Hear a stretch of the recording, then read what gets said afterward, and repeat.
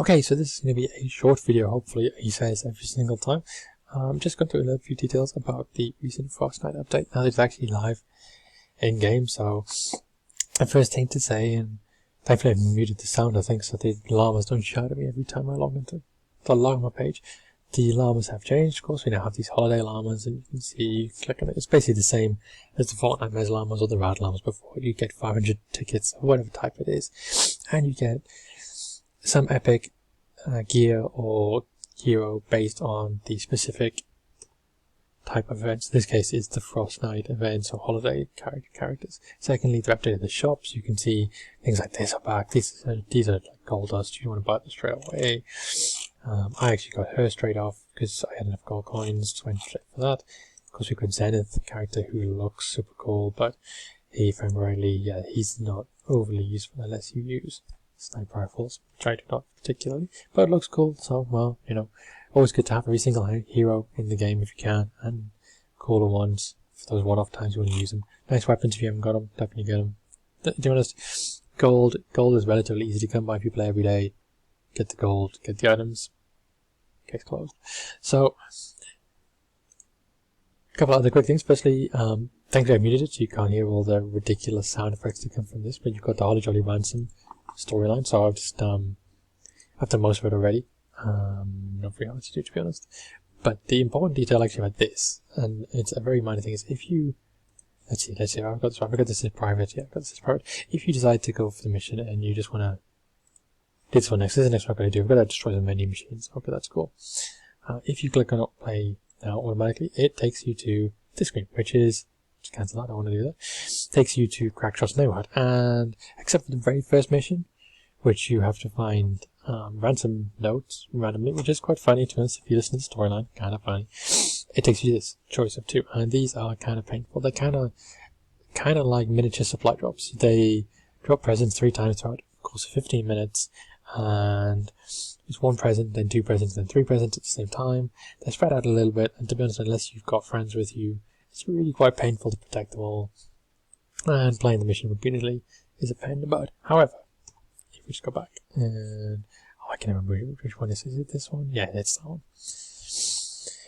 If you click on the Adventure Zone, and you do any of these missions here, so as you can see I've just started as well to work my way through these adventures, you will be able to do the missions for Crackshot storyline inside these missions here. So, given that you don't want to play the same mission 8 separate times to do all the missions to get Crackshot unlocked, even though he's not a terribly good character, if I'm rightly, I can't remember his specific stats, but either way, he kind of looks cool, and he's kind of funny. His voice is kind of cool too. You can do it by actually doing these Venture Zone missions here, and you can do lots of different types, and it works out really well for everybody. Don't have to stress yourself too much out. So, I would highly recommend, rather than clicking play now, simply go to the Venture Zone, doing it that way. Second thing to point out is we now have Frostnite. So, I'm just going to click on that there. Successfully, so Frostnite. I haven't actually tried this yet because I haven't got all the friends together, all 4 of them that I have. I've got 3 people online right now. All my friends that I have, they're together to play this. But it is, as far as I can tell, kind of an endurance mode. I'll probably do a video specifically on that once I give it one try, just to see what it's like, to see if there's any small insights I can help with, just like that small one there for Crackshot's one, which might make it a little more fun for you, a little easier.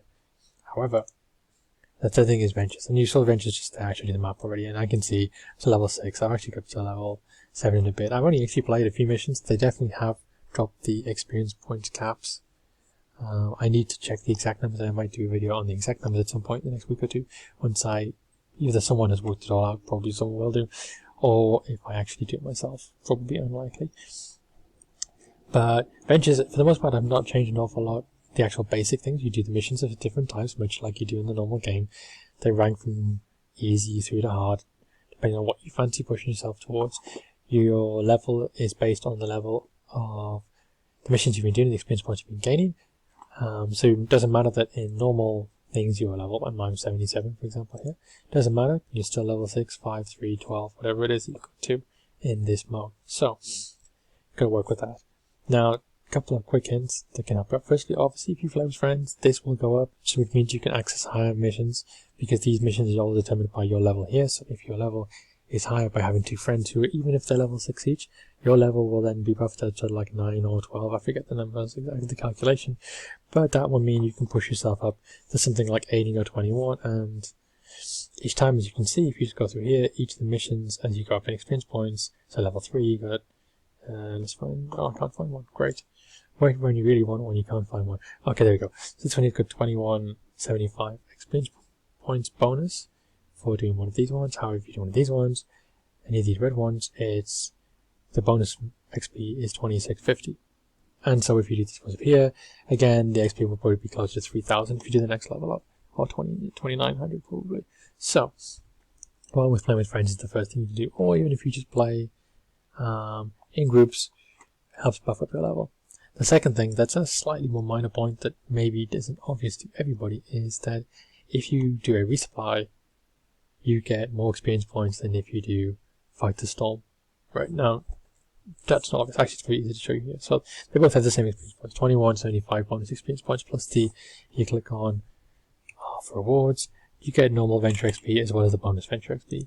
So you get the normal one and then you get the bonus.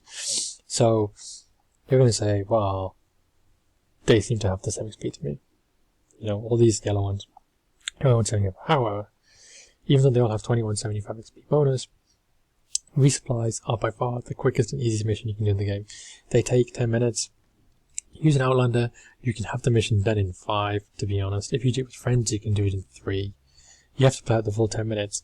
But to be honest, you can do a high level red one, even if you have no equipment at all. I mean, to be honest, resupplies, I can go to a whole resupply without killing anything if I do it right.